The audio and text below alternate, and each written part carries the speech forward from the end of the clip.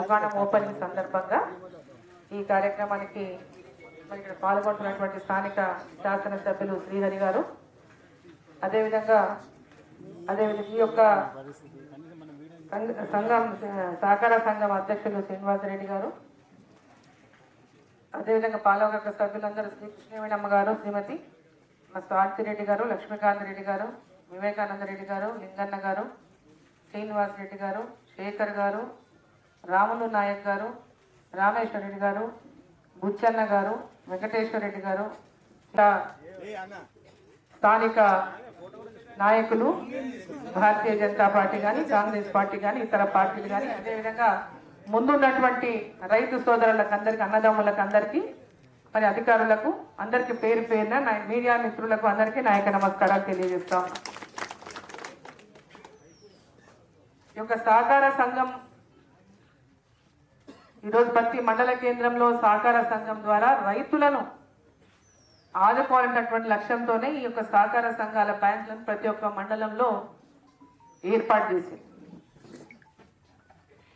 ఈ యొక్క సహకార సంఘంలో అనేక మంది రైతులు లోన్లు తీసుకుంటున్నారు, చెల్లించుకుంటున్నారు, కొందరు ఇబ్బందుల వాడి చెల్లించలేకపోతున్నారు. రకరకాల సమస్యలతో రైతులు సతమతమైనప్పుడు, చెల్లించలేకపోయినప్పుడు ఎంతో మంది రైతులు మాఫీ చేయమని చెప్పి వాళ్ళని, లేదా బ్యాంకు వాళ్ళని కూడా ఇంటికి వన్ టైం సెటిల్మెంట్ అన్నప్పుడు కూడా కొన్నిసార్లు భారీగా వాళ్ళ రుణాలు పెరిగిపోయినప్పుడు కట్టలేని పరిస్థితులు కూడా ఎంతో మంది రైతులు అనేక ఇబ్బందులు పడుతున్నారు. మరి రైతులకు ఎప్పటికీ అండగా నిలిచి వాళ్ళకి ఎప్పటికప్పుడు వాళ్ళ పెట్టుబడి సహాయం చేయాలి, వాళ్ళని ఆదుకోవాలన్నటువంటి లక్ష్యంతోనే ఈ యొక్క జిల్లా సహకార బ్యాంక్ నుంచి ఈ యొక్క మండలాల అన్ని సహకార బ్యాంకు ప్రాథమిక సంఘాలు ఏర్పడినాయి.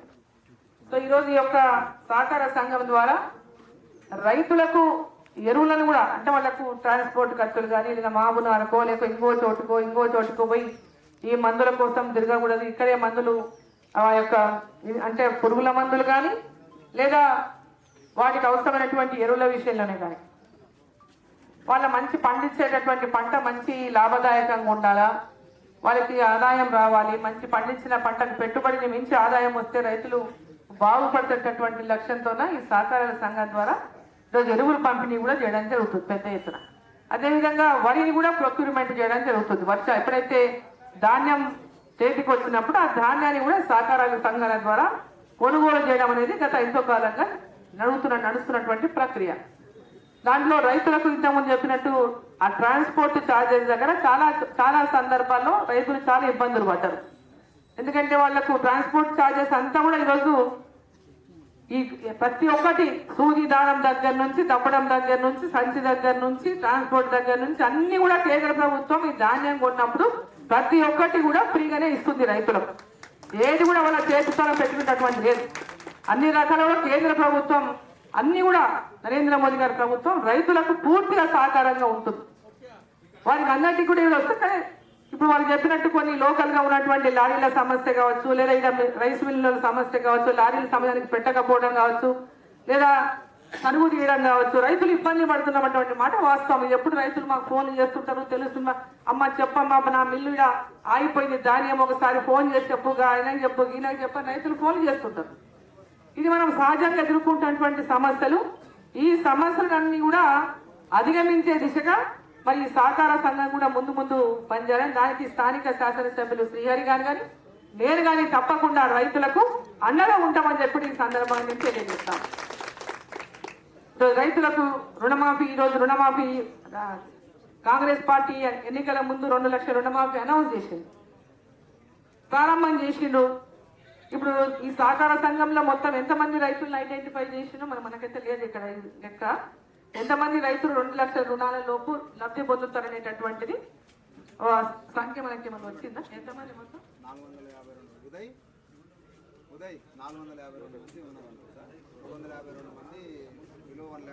అంటే నేను కూడా అడిగిన, ఇప్పుడు డిసిసిబి బ్యాంక్ వాళ్ళని అడిగితే సాయంత్రం వరకు ఇస్తామన్నారు. బట్ ఏదేమైనా అర్హులైన ప్రతి ఒక్కరికి కూడా ఈ యొక్క రుణమాఫీ వర్తించే విధంగా మనం చూడాల్సినటువంటి బాధ్యత కూడా మన పైన ఉంది ప్రజాప్రతినిధులుగా. ఎందుకంటే ఏదో చిన్న రీజన్స్ పెట్టి, వంకలు పెట్టి, అది పెట్టి, ఇది పెట్టి తిప్పుతుంటారు బ్యాంకుల చుట్టూ. ఇది కాలేదని, లిస్ట్ పేరు రాలేదని వాళ్ళ ఆందోళన చెంది వాళ్ళకి ఆయన కాలేదు, నాకు వచ్చి లేదు, నాకు మాఫీ అయ్యలేదు అనేటటువంటి విధంగా రైతులు ఆందోళన చెందకుండా మనం దానిపైన సరైనటువంటి విధంగా రైతుల పట్ల కూడా స్పందించి వారికి వెంబడే ఈ రుణమాఫీ కూడా అమలయ్యే విధంగా మరి సహకార బ్యాంకులో ఎంతమంది రైతులు ఉన్నారో రుణమాఫీ వర్తించాల్సినటువంటి వారికి అందరికీ కూడా వెంబడి ఆ రుణమాఫీని వర్తింపజేయాలని కూడా ఈ సందర్భంగా నేను ఇక్కడనే శాసనసభ్యులు కూడా ఉన్నారు, అధికారులు మరి రాలేదు, డీసీఓ వాళ్ళు ఎవరు మరి సింగిల్ విండో చైర్మన్ గా ఉన్నారు కాబట్టి శ్రీనివాస్ రెడ్డి గారు మరి వీళ్ళందరూ కూడా చూడాల్సినటువంటి విధంగా వారు నేను కోరుతా ఉన్నా. విషయంలోనే కానీ ఎరువుల విషయంలో సబ్సిడీ కేంద్ర ప్రభుత్వం పెద్ద ఎత్తున సబ్సిడీ ఇస్తా ఉంది. యూరియా మీద కానీ అదేవిధంగా డిఏపి మీద కానీ పొటాష్ మీద కానీ ఎరువులన్నిటిపైన కూడా పెద్ద ఎత్తున కేంద్ర ప్రభుత్వం సబ్సిడీ ఇస్తా ఉంది. మరి రైతులకు అందరికీ ఆ విషయం తెలుసు.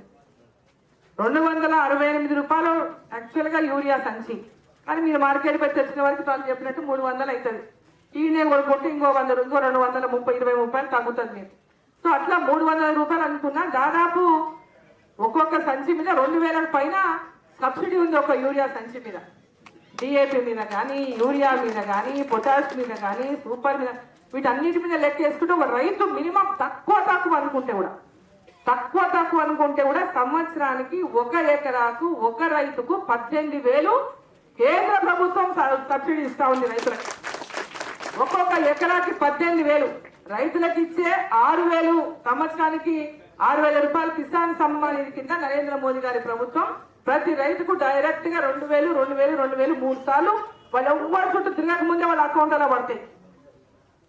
ఏ రోజు పడితే కూడా మీకు మెసేజ్ వస్తుంది, ఆ రోజు వెంబడే మీ అకౌంట్లలో అమౌంట్ పడిపోతుంది. ఆ విధంగా రైతులకి ఆ 6,000 కాకుండా ఎకరాకి 18,000 రూపాయలు సబ్సిడీ తక్కువ అంటే మీరు సంచులు ఎక్కువ వేసుకుంటే ఇంకా ఎక్కువ సబ్సిడీ వస్తుంది మీరు.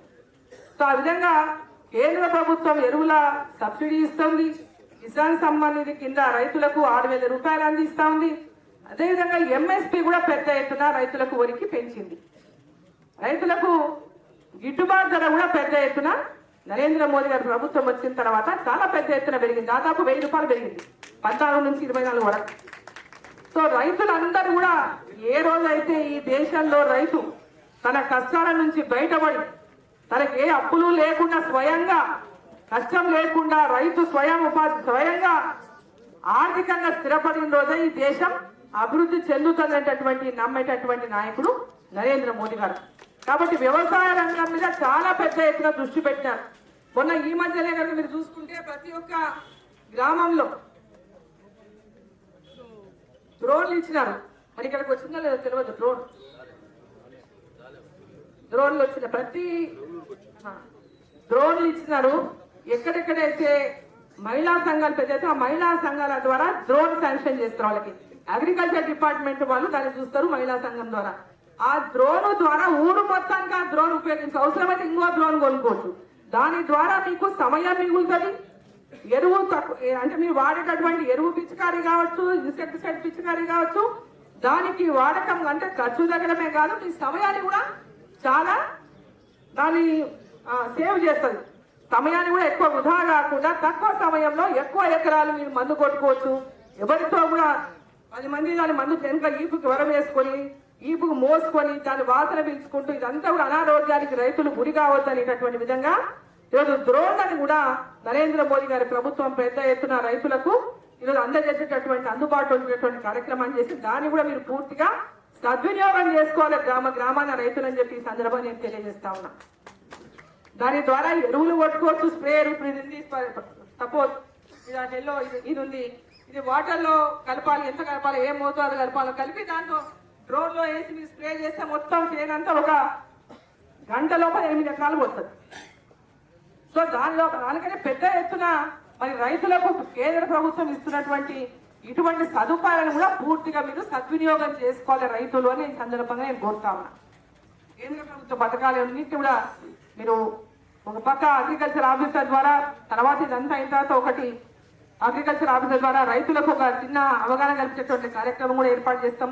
ఎరువులు ఎవరైతే సప్లై చేస్తున్నారో, మందులు ఎవరైతే సప్లై చేస్తున్నారో అగ్రికల్చర్ ఆఫీసర్ల ద్వారా జిల్లాగా కానీ మండల కేంద్రంగా కానీ వాటి అన్నిటి పట్ల కూడా అవగాహన కల్పించేటటువంటి కార్యక్రమం కూడా త్వరలోపలే చేపిస్తాం ఈ పార్లమెంట్ సమావేశాల తర్వాత అని చెప్పి మీకు అందరికీ కూడా తెలియజేసుకుంటూ, మరి ఏదేమైనా ఇక్కడ ఈరోజు ఏర్పాటు చేసినటువంటి కార్యక్రమానికి మరి మండలం కేంద్రంలో ఈ సహకార సంఘం ద్వారా ఈ యొక్క మందులను అమ్మేటటువంటి అవకాశం అందుబాటులోకి రైతులకు తీసుకొచ్చినందుకు మరి యొక్క సంఘం సహకార సంఘం నేత అధ్యక్షుని వారి యొక్క మెంబర్లను అందరినీ కూడా ఈ సందర్భంగా నేను వాళ్ళంతా అభినందిస్తా ఉన్నా. రైతులకు ఇంకా మంచి ఎత్తు మంచి సేవలు అందించి కేంద్ర ప్రభుత్వ పథకాలను కూడా పూర్తిగా లబ్ధి పొందే విధంగా మీరు అవకాశాలు ఇప్పుడు వాళ్ళందరూ చెప్పిండు వాళ్ళు. మీరు కేంద్ర ప్రభుత్వం నుంచి వాళ్ళు చిన్న స్టార్టప్ కంపెనీలు కేంద్ర ప్రభుత్వం సహకారంతోనే చిన్న స్టార్టప్ కంపెనీలు పెట్టుకొని వాళ్ళ గ్రామానికి పెద్ద ఎత్తున రాగలుగుతున్నారు. సో అట్లాంటి ఎన్నో రకాలుగా సహాయ సహకారాలు అందిస్తున్నటువంటి విషయాన్ని మనం తెలుసుకొని దాన్ని పూర్తిగా మనం ఏ విధంగా లబ్ధి పొందాలి. ఇక పార్టీలకు అతీతంగా పార్టీలు అనేవి ఓట్లు అయినప్పుడు అయిపోయింది.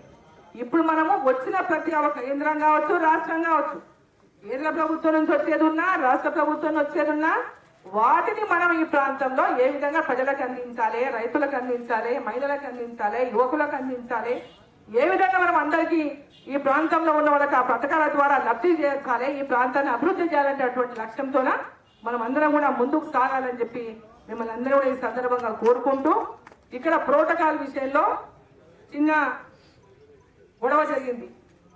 నేను కూడా కోరేది ఏంటంటే ఈ చిన్న విషయాలే అంత టైం అంతా వేస్ట్ చేసినాయి, ఇంత సమయాన్ని వృధా చేసినాయి. కానీ ఇటువంటి పొరపాట్లు మనము లేకుండా చూసుకుంటే ఇవన్నీ సాఫీగా కాకపోతుంది. ఎందుకంటే రాజకీయాల్లో ఉన్నప్పుడు మేము పెద్ద మనసు చేసుకున్న కింద కార్యకర్తలకు ఊర్లో ఎవరి పార్టీ వాళ్ళకు ఎవరి నాయకత్వం వాళ్ళకి ఎవరిది వాళ్ళకు ఉంటుంది, నాది అనేది ఉంటుంది. కాబట్టి దాని విషయంలో ఎక్కడ కూడా ఇలాంటివి కాకుండా చూసుకోవాల్సిన బాధ్యత కూడా మన పైన ఉంటుంది. ఎమ్మెల్యే గారు కానీ నేను కానీ అధికారులతో ఎక్కడ కార్యక్రమాలైనా అధికారుల ద్వారా ప్రోటోకాల్ తెప్పించుకొని ప్రింట్ చేపిస్తే ఈ ప్రాబ్లంలే రావు. మనం స్వయంగా చేసినప్పుడే ప్రాబ్లంలు వస్తాయి, వారికి కూడా సమస్య వస్తుంది. నా పేరు ఎందుకు పెట్టావు, నా పేరు ఎందుకు పెట్టావు, నాది పెట్టావు ఇంకో 10 మంది అడుగుతారు. వాళ్ళే పెట్టింది అనుకో ఈ సమస్యనే మనకు ఉండదు. కాబట్టి ఇదంతా కూడా ఈరోజు మండల అంటే గతంలోంచి వచ్చింది ఇది కాబట్టి మేము అట్లే పెట్టినామని అంటే ఇది ఎట్లయితుందంటే ఇది ఒక ప్రెసిడెన్సీ అయిపోతుంది. ఒకసారి ఇది ఒక దగ్గర మొదలైతే మొత్తం అదే అక్కడ పెట్టినో ఇక్కడ పెడతాం.